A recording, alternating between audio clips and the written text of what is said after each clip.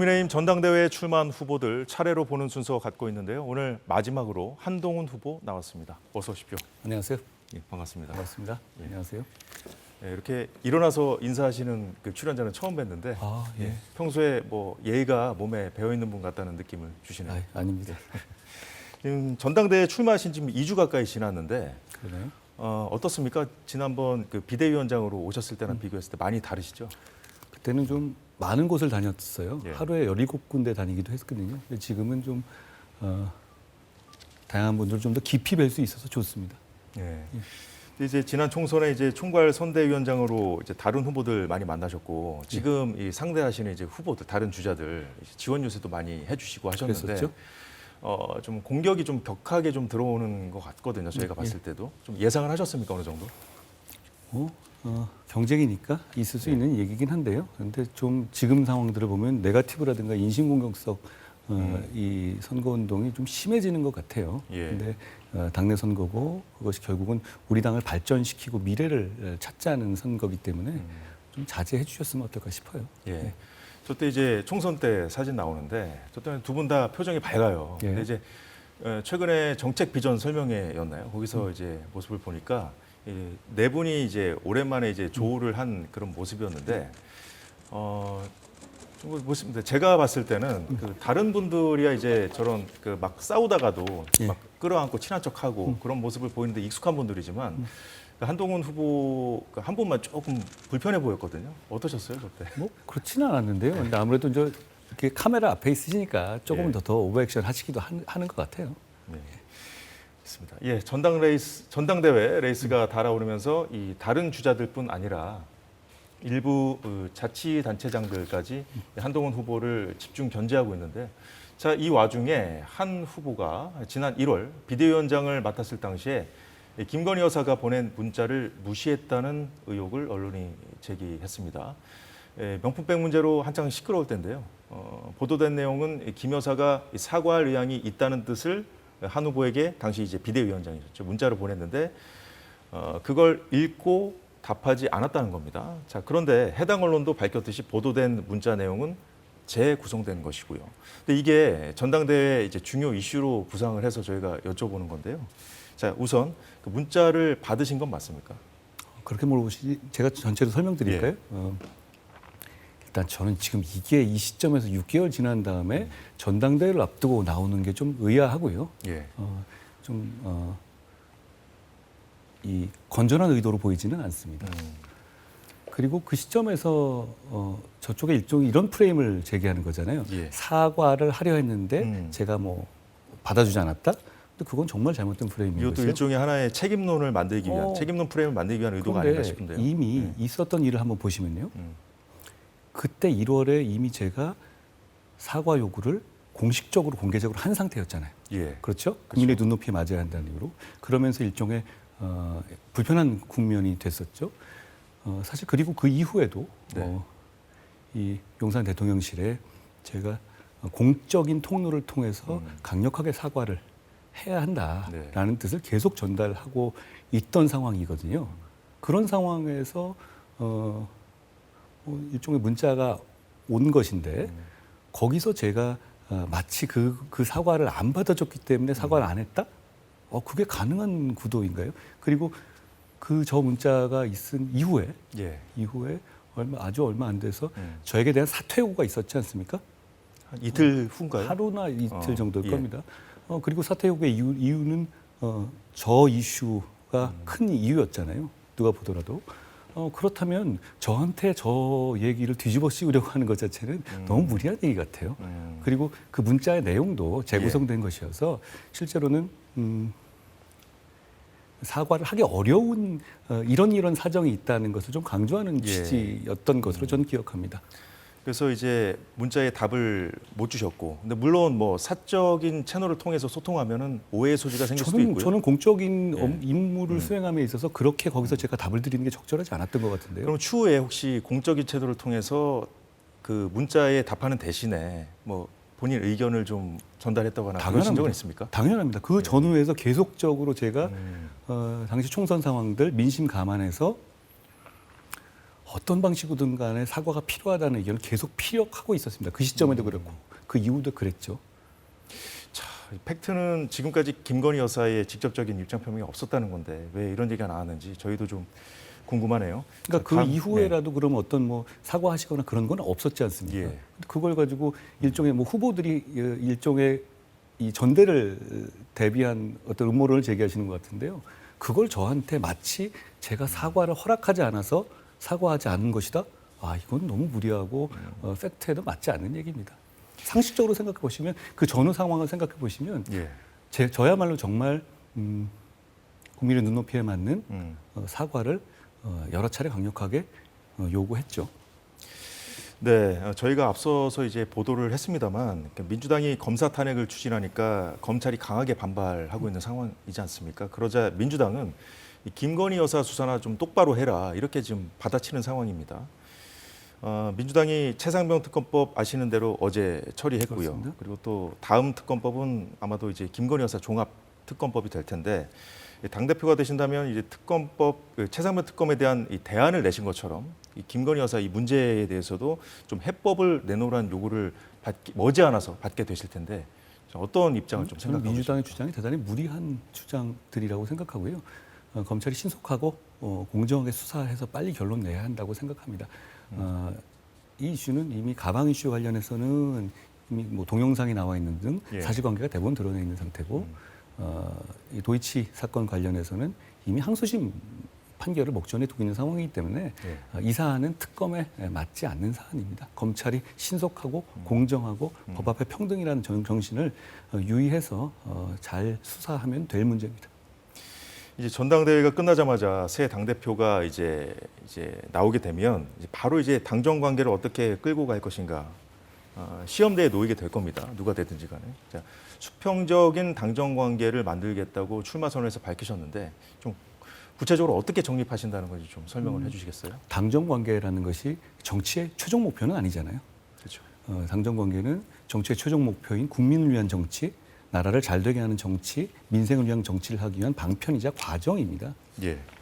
그렇기 때문에 그 과정, 그 목표에 이르는 가장 효율적인 방법을 찾아야 하는 것이고, 그 중간에 당정 관계가 놓여 있습니다. 당정 관계가 어떤 사안별로 치열하게 토론해서 해답을 찾고, 그리고 리스크를 서로 점검해 나가는 그 과정이 더 강화돼야 된다는 겁니다. 그래야만 공통의 목표인 좋은 정치를 할 수 있다는 것입니다. 저는 그렇게 합리적인 토론과 이 토론을 통해서 네. 해법을 찾는 그런 당정 관계를 말씀드린 겁니다. 많은 분들이 그걸 원하고 계시다고 생각해요. 예, 어제였죠. 악수하고 뭐 짧게 목례하는 정도였습니다만 윤 대통령과 이제 오랜만에 조우하셨는데 당 대표가 되신다면 대통령과 자주 만나셔야죠. 당연합니다. 지금 윤석열 대통령님과 저의 정치적 목표는 완전히 같습니다. 윤석열 정부를 끝까지 성공시키는 겁니다. 아마도 이제 국민의힘 지지자들 대부분이 이제 너무 이제 어느 정도 건강한 당정 관계를 만드는 건 중요합니다만 너무 긴장 관계로 가면 안 된다 좀 걱정하면서도 대통령하고 이제 한 후보를 둘 다 지지하고 있지 않겠습니까 지금? 그건 기우고요. 지켜보시면 만약 제가 당대표가 된다면 훨씬 더 원만하고 건강한 당정 관계를 만들 수 있습니다. 목표가 같습니다. 윤석열 정부의 성공입니다. 예. 자, 이른바 윤한 갈등에 더해서 다른 그 전당대회 주자들이 한 후보에게 이 배신자라는 공격을 하면서 이 쓴 소재가 바로 이 최상병 특검법이지 않습니까? 자, 이 부분과 관련된 한 후보의 출마 선언 발언 잠시 보고 이어가겠습니다. 보시죠. 특검을 반대하는 논리는 법리적으로나 정무적으로나 논리적입니다. 수긍할 수 있는 논리입니다. 그러나 국민들의 의구심을 풀어드릴 만한 여러 번의 기회를 아쉽게도 실기했다고 생각합니다. 그럼 지금 이 시점에서 우리 국민의힘이 특검을 반대할 수 없다고 생각합니다.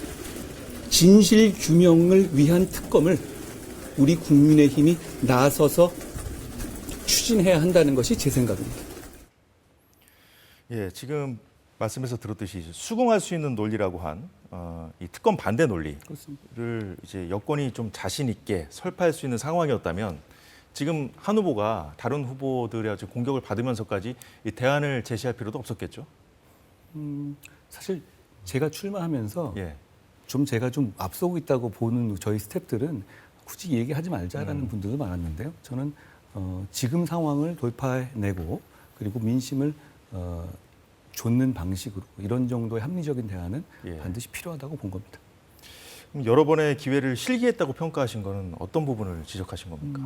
유종섭 대사의 임명 등 예. 국민들께서 이건 뭐지 하는 상황들이 있었잖아요. 저는 그렇게 오해받을 만한 상황이 이 사안에서 별로 없었다고 생각해요. 그런데 그럼으로 인해서 국민들께서 뭔가 의구심을 가질 만한 거 아니야? 라고 생각하시는 부분들이 있었던 것 같습니다. 그걸 예. 풀어드려야죠. 예. 그렇다면 이제 국민들이 갖고 있는 의구심은 어떤 부분일까요? 본인이 글쎄요. 생각하는 부분은 사안 자체에 예. 대해서 명쾌한 설명이 필요하다. 그리고 이런 거죠. 일단 이 사안은 네. 보수 입장에서 대단히 죄송하게 생각해야 되는 사안이에요. 이 징병제를 채택하고 있는 나라에서 젊은 군인이 징병제를 통해서 국가에 복무하다가 돌아가셨잖아요. 예. 그러니까 일단 대단히 죄송하다는 마음을 먼저 가져야 되고요. 그리고 진실을 적극적으로 규명한다는 입장을 보여드려야 합니다. 그리고 더 나아가서 이 사안 이전과 이후가 명확하게 갈라질 정도로 예. 보훈과 군인에 대한 처우 문제에서 강력한 대책을 내세워야 합니다. 그 과정들에서 조금 부족하다고 국민들이 여기셨을 수 있을 것 같습니다. 야당의 공세도 있었고 그 과정에서 혹시 우리 보수가 우리 국민의힘이 진실을 규명하는데 좀 미온적인 거 아니야? 라고 오해하시는 분들도 생길 수 있었던 것 같아요. 예. 근데 그거 오해시거든요. 저희는 그렇지 않습니다. 그렇기 때문에 국민들께 그걸 보여드리자는 겁니다. 예. 본인이 제안한 제3자 추천안에 대한 대법원장이 한 것이죠. 예. 네. 민심 호응이 어느 정도 좀 느껴지십니까? 일단 어제 여조가 하나 제가 봤는데요. 데일리안에서 했던 여조 중에서 사실 이전에는 이런 구조였잖아요. 특검을 찬성하는 쪽과 예. 특검을 반대하는 쪽의 구도였죠.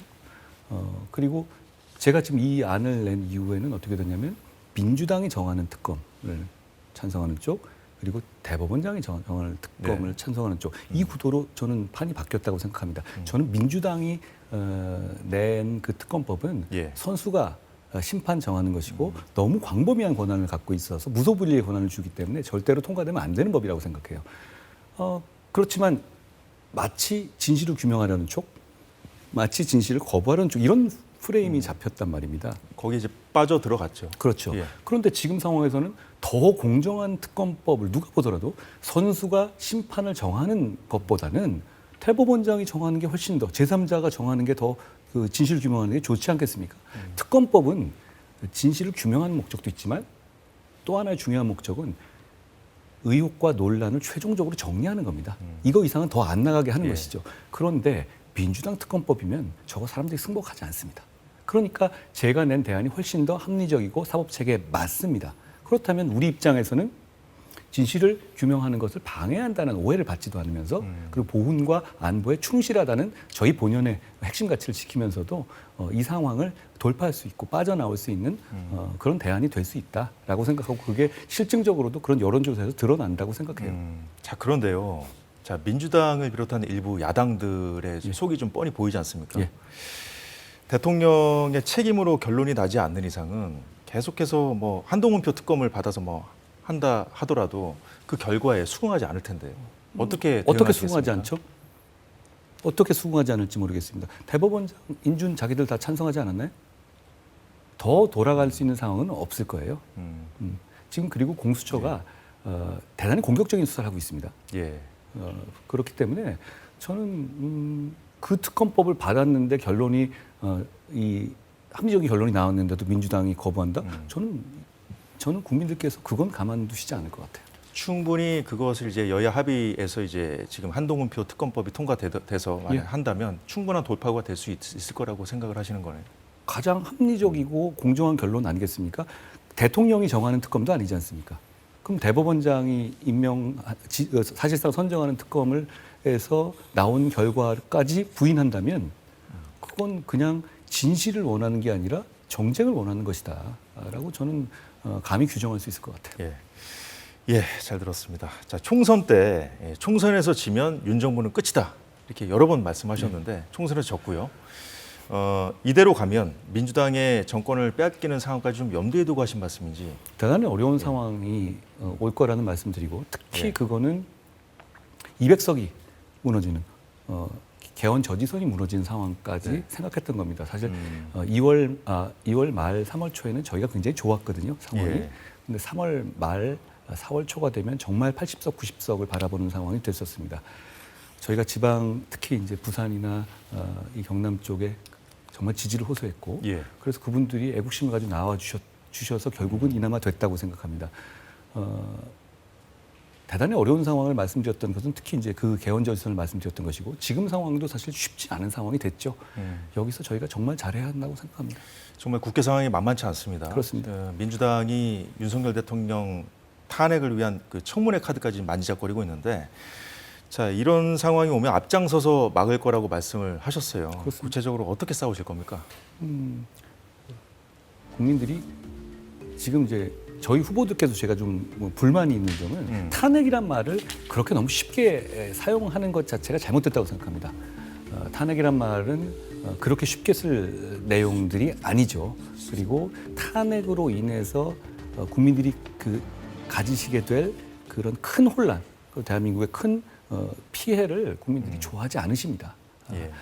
그렇기 때문에 그 사안별로 저희가 국민들을 충분히 설득할 수 있다고 생각해요. 자, 또 최근에 언론 인터뷰에서 이런 말씀도 하셨어요. 이재명 전 대표죠. 이제 사법 리스크가 하반기로 가면 정말 그렇습니다. 현타로 드러날 거다라고 하신 적이 있는데 단도직입적으로 좀 여쭤볼게요. 예. 자, 이재명 전 대표 이 체제가 무너질 수도 있다고 보십니까? 저는 이렇게 말씀드리겠습니다. 사법 리스크의 특징은 예. 다 예상하더라도 막상 현실화됐었을 때는 제가 현타란 표현을 쓴 건 그런 겁니다. 예. 진짜? 라고 다들 생각하게 됩니다. 그런데 사실상 1심들이 이제 하나 둘씩 나오게 되겠죠. 하반기부터. 그럼 그때 대통령이 출마하지 못하는 형량들이 나올 가능성이 대단히 높거든요. 그랬을 때 민주당의 지지층 입장에서도 뭔가 다른 생각을 하시지 않겠습니까? 지금은 총선 체제를 거쳐서 이재명 대표가 1극 체제라고 할 만한 사실상 1인 체제를 갖춰놨습니다. 그렇지만 이 지지층 입장에서는 다른 생각을 이제 합리적으로 하시지 않겠습니까? 그런 대단한 혼란이 올 가능성이 크다는 겁니다. 그렇군요. 예, 일단 저희가 다음 질문으로 넘어가기 전에 저희 KBS 기자들이 이제 한 후보 오셨다니까 궁금한 게 많은가 봐요. 저 아까 그 문자 관련해서 말씀하신 답변 중에 그 사과하기 어려운 이유가 이러이러하다는 취지의 문자로 기억한다고 하셨는데 이 부분에 대한 뭐 추가 설명을 좀 듣고 싶다는데요. 근데 제가 제가 쓴 문자가 아니잖아요. 그러니까 예. 제가 더 상세하게 말씀드릴 필요는 없을 것 같고 저는 다시 한번 말씀드리지만 이 시점에서 이런 얘기가 나오는 것이 좀 이상하지 않습니까? 당시에 이제 그 한 후보께서 이제 공식 채널을 통해서 제안했던 내용을 받아들여서 좀 사과를 했더라면 어땠을까 하는 생각이 드네요. 제가 강하게 요청드렸던 부분입니다. 그런데 이제 예. 저는 그때 제가 답을 안 한 이유를 이렇게 말씀드리겠습니다. 답을 해도 이상한 거 아닙니까? 제가 그 시점에서 공식적인 채널을 통해서 강력하게 사과를 해야 한다고 요청드리고 있는 상황인데 그러니까 제가 사과가 필요하다는 입장은 너무나 명확하잖아요. 그리고 예. 공개적으로까지 밝힌 상황이었는데 그런데 이 당사자께서 저한테 이 사적인 통로로 말씀하시면 거기에 제가 어떤 답을 드려도 오해와 분란의 소지가 있을 거라고 생각합니다. 그리고 저는 평생 공직 생활하면서 예. 어떤 사적 관계라든가 이런 영역이 공적 임무를 수행하는 데서는 전혀 관여되지 않아야 한다라는 강한 소신을 갖고 있습니다. 예, 그 부분은 거기까지만 여쭤보겠습니다. 지금 국회 상황을 이제 다선 의원들도 처음 보는 모습들을 매일매일 보고 있다고 지금 하시거든요. 그 정도로 지금 상황이 좀 심각한데 앞으로 이제 그 국회에서 펼쳐질 그 상황들, 그 시나리오들을 머릿속에 몇 가지 넣으신 것이 있는지 거기에 맞춰서 또 어떻게 대응하겠다고 좀 짜놓으신 것이 있는지 궁금합니다. 결국은 우리가 100% 소수당인 건 한계가 있고 그리고 지금 민주당은 과거의 전례가 없을 정도로 막 하고 있어요. 합의 정신을 어기고 있죠. 이 상황에서는 저는 대통령의 거부권이 대통령이 꼭 수행해야 될 임무 중에 하나라고 생각합니다. 예. 이상한 법들, 합의 정신을 무시한 법들을 마구 내면 저는 어쩔 수 없습니다. 저는 대통령께 강력하게 거부권을 행사해야 한다고 말씀드릴 것이고 그 과정에서 예. 국민들께 우리가 어떤 명분을 가지고 어떤 이유를 가지고 하는지에 대해서 제가 앞장서서 아주 상세하고 예. 이 반복해서 잘 설명드리려고 합니다. 지금 저희는 소수당이고 과거에 보면 집권 여당이 소수당일 때 좋은 정치를 한 경우도 많이 있습니다. 그럴 때의 공통점은 하나입니다. 민심의 편에 섰다는 거죠. 저희는 제가 당대표가 되면 빨리 그 민심의 편에 서려는 노력을 하겠다는 변화를 보여드려서 민심의 편에 서서 폭주하는 여당과 맞서겠습니다. 민심은 해석의 영역이 아니라는 말씀을 그렇습니다. 많이 하셨잖아요. 예. 근데 이제 민심을 보는 기준점이라든가 아니면 대응하는 방법론에 있어서는 각자 또 생각이 다 다를 수가 있거든요. 그래서 물론 여론조사 결과가 무조건 옳은 것도 아니고요. 그래서 이제 만약에 한동훈 후보가 추진하고자 하는 방향하고 민심이 충돌한다면 어떻게 하시겠습니까? 저는 정치의 리더가 이 민심을 거스러야 될 때도 있다고 생각해요. 민심도 어떤 선동이라든가 순간적인 기호에 의해서 분명히 잘못된 길을 가는 경우도 있잖아요. 예. 단기적으로 말이죠. 과거에도 그런 역사적 경험들도 많잖아요. 그런데 대부분의 경우에 저는 대부분의 경우에 그 똑똑한 정치 리더의 판단보다 민심이라는 집단지성이 더 맞을 확률이 높다고 생각합니다. 그게 제가 살면서 겪었던 인생 경험이에요. 그렇다면 민심이 만약에 제 판단과 다르다면 네. 저는 제 판단이 잘못됐는지 여부를 아주 깊이 고민할 겁니다. 그래서 그러면 지금 이번에 최상병 특검법 대안 제시한 것도 깊이 고민한 결과. 저는 굉장히 고민했습니다. 네, 최근에 나경원 후보 쪽에서 새로운 줄세우기를 하고 있다고 저 비판한 적이 있거든요. 근데 저 이것부터 좀 여쭤볼게요. 한 무슨 후보도 의미인지 잘 모르겠는데 예, 못 예. 들었습니다. 예. 자, 한동훈 후보도 사람에게 충성하지 않는 사람입니까? 저는 그렇게 살아왔다고 생각합니다. 자, 문제는 이제 사람에게 충성하지 않는 사람이 이제 정치 지도자가 되면 충성할 대상은 없잖아요. 근데 그 주변에 사람에게 충성하는 사람들이 모이면 이게 좀 문제가 생길 수가 있는 것인데 그 이제 나경원 후보 쪽에서 이제 그 친한 세력 이렇게 해가지고 새로운 사람들이 줄 서고 있다 이런 지적을 한 것 같아요. 본인 주변은 어떻게 관리하시겠습니까? 저는 이렇게 생각합니다. 친한, 저는 이런 구분이 너무 후지다고 생각해요. 거기에 무슨 정치적인 지향이나 공적 가치에 관한 지향이 있는 표현입니까? 예. 예를 들어서 그 말이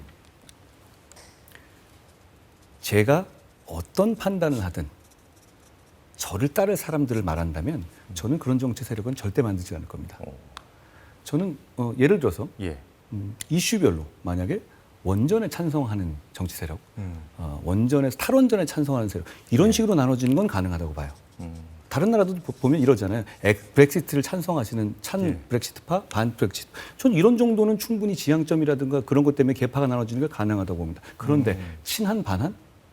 이거는 일종의 친소관계랑 줄서기로 그러는 것인데 제가 확실히 약속드리는 것은 저는 그런 걸 대단히 싫어합니다. 그리고 제가 그런 정치 세력 만들지 않을 겁니다.